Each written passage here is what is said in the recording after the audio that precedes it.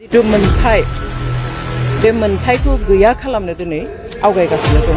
नि उनावहाय 2003 मायथाइनि उनाव डेलिमिटेसन जायाखै आसामफ्रा बेयाव आखाइ होनानै खालामदों बिसोरो बिथांमोना गावसोरनि राजखान्थिनि जुगे जुगे राजखान्थियाव थानानै मोनजानायनि हयতো हिसाब निकास खालामनानै बेफोरखौ बानायदों। ना क'क्राझाराथ' थाखानाय समस्ति बियो खिन्थु खोथाया जाबाय जेब्ला बिटिसि एकर्ड जादोंमोन बिनि उनावहाय 2003 मायथाइनि उनाव डेलिमिटेसन जायाखै आसामाव। बेवहाय बे समावहाय जेरै दङ बिदिनो थाबाय। जेनेबा नैबे उदालगुरि डिस्ट्रिक्टनि आरो बाक्सानि डिस्ट्रिक्टनि मोननैसो समस्तिफ्रा मंगलदै मुङाव थानाय माबाजोंहाय समस्तिजों पार्लियामेन्टारि समस्तिजों थाफाबाय। बेयाव जोंहा बुंनांगौ खिन्थु जों बयबो आसा खालामना दङमोन जे डेलिमिटेसन जुदि जायोब्ला जोङो गोदानै उदालगुरि मुङै पार्लियामेन्टारि समस्ति मोनसे मोनगोन आरो बेनिखायनो दिनै 20 बोसोर नेनाय जाबाय। 20 बोसोर नेनायनि उनावहाय दिनै डेलिमिटेसननि बाथ्रा फैबाय। दिनै ड्राफ्ट प्रप'जालखौ दिनै फोसावबाय। बेयाव नुबाय जे उदालगुरि समस्ति होनायाथ' गोजान बेनि अनगायै मा खालामखो जे बिटिसिनि मोनद' एसेम्बलि सेगमेन्टखौ उल्थाहै नन स्केड्युल एरियायाव लानानै थांबाय। बिटिसिया जोंहा दिनै स्पेसियेलि होजानाय एमेन्डेड 6 स्केड्युलनि सिङाव थानाय बे खोन्दो। थ' बेयावहाय बुंनो थाङोब्ला ओरैनो जोङो नायोब्ला बा 6 स्केड्युलनि केरेक्टार मथे जों नायोब्ला जे 6 स्केड्युलाव जेसेबां जि समस्ति थायो बे गासैबो समस्तिया 100% एसटि जानांगौ। खिन्थु जोंना बेयावहाय बे प्लेन एरियायाव होनायखाय बेयाव 100% जों एसटि मोननो हाया। बेयाव टेकनिकेल प्रब्लेम थानायखाय थेवब्लाबो 80-85%खौ जोङो बिटिसिनि बेलायाव जों बेखौ मोनदों। बेवहाय दा खिन्थु जोङो एसेम्बलि माबाखौ जुदि नायो जोङो समस्तिफोरखौ नायोब्लाबो 12थानिफ्राय 15था बारायबाय। खिन्थु बेयाव माने दुखुनांथावसो जाबाय उल्थाहै जोङो 6थाल' एसटि मोनबाय। बांसिनखौनो 9थाखौनो दिनै जेनेरेल खालामनानै होबाय। दिनै जेनेरेलखौ जुदि 9था खालामबायब्ला जोंहा 6 स्केड्युलनि सिङाव थानायनि मा मुलाम्फा जाखो? 6 स्केड्युल एरिया जोंनो होनायनि मा मुलाम्फा जाखो? जेबो मुलाम्फा थाहैयाखसै।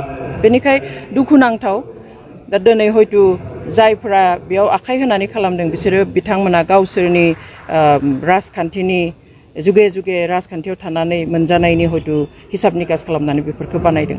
बेनि अनगायै बे एमएलएनि अनगायै जों आरो मोनसे लकसभा समस्ति मोनगौ सानदोंमोन बेखौथ' मोनाखसै। दिनै 6 स्केड्युल आरो नन स्केड्युल एरियाखौ मिक्सआप खालामनानै जोंनि 6 स्केड्युलनि जितु पावार एन्ड फांसन्स बेखौहाय फुरायै बाहायनो हायै बादि एक्सारसाइज खालामनो हायै बादि मोनसे बेबस्था खालामदों। लासै लासै जोंनि जितु 6 स्केड्युलनि पावार एन्ड फांसन्स जितु मोनथाय बे मोनथायखौ गैया खालामनो दिनै आवगायगासिनो दङ।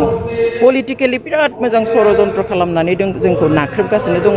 जों जुदि दा मिन्थिया जों जुदि दा सिरि मोना जों जुदि दा कनसियास जाया सांग्रां जाया बेनि बागै जुदि गासैबो गसङा होमब्ला नैबे डेलिमिटेसनाव जुदि जोङो होबथानो हाया अब्ला हले जों बर' हिसाबै थांनानै थानाया 6 स्केड्युल एरियायाव जुदिও थागोन अब्लाबो बे नामावसो थागोन खिन्थु जों हारि हिसाबै थांनानै थाहैनायानो जोंहा गोब्राब जागोन। बे डेलिमिटेसननि सायाव बेखौ रायजोआसो जांख्रिखांनाय खामानि मावनो गोनां जाबाय। बेखौ एक्चुअलि रुलिं सरकारा मावनांगौमोन रायजोनि पाब्लिकनि खामानिमोन बियो। ना रुलिं सरकाराथ' बेखौ बुंखानो नांगौमोन खारन जों मिथिगौ जदिও बुंदों जे इलेक्शन कमिशन अफ इन्डिया बेखौ बानायदों खिन्थु इलेक्शन कमिशन अफ इन्डिया दिल्लीयाव जिरायनानैहाय बेखौथ' आरो ओजों बानायनाय गासैनिफ्रायबो माबा लायो। दा दिनै जों बे कमिटिफोरावबो एमएलए एमपि बेफोरखौ जोङो लानाय नुवाखै नैबेनि खेबावहाय। थ' बे बेलायाव गभर्नमेन्टनिफ्रायनो साजेसना थांदों डेफिनेटलि खारन जोङो आसामनि chief minister doctor Himanta Biswa शर्माखौ अपेनलि बुंनाय खोनाबाय जे খিলঞ্জীয়া লোকসকলৰ স্বাৰ্থ ৰক্ষা কৰিয়ে মই এইটো বনাই দিছোঁ।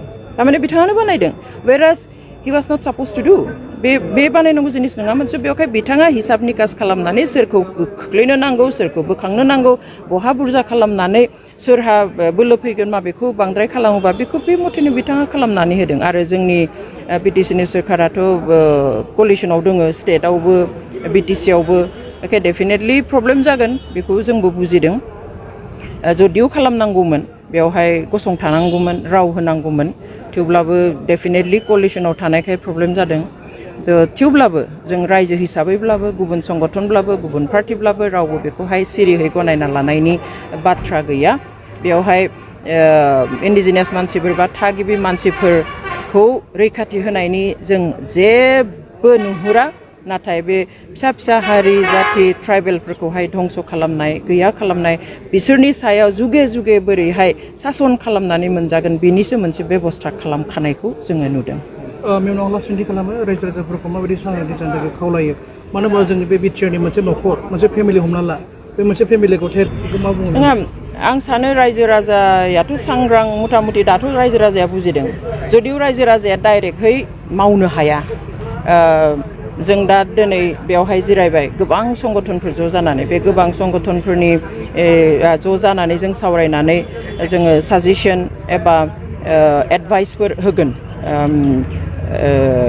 इलेक्सन कमिसननो बेबादिहाय जोंहा पावारा बेखिनियानोल'सै बेखौ खोनासङा मावफुङा बिसोरनि खोथा आरो इलेक्सन कमिसननि सायाव माबे पार्टिनिफ्राय मा प्रेसार फैगोन बेखौ बिसोरसो मिथिगोन स' बेखौ मावफुङा जों बुंनो हाया बेवहाय रायजोआ रायजोनिखौ मावगासिनो दङ खिन्थु बेवहाय जों खावलायगोन जे जायफ्रा पावाराव दङ जायफ्रा गोहोआव दङ जायफ्रा फेर फाथिनानै बुंनो हायो जायफ्रा बिख'ना लानो हानाय थोंजोङै बिख'ना लानो हानाय गोहो दङ बिथांमोना बेखौ बांसिनै नोजोर होनानै खामानि मावनांगौ होननानै आं सानो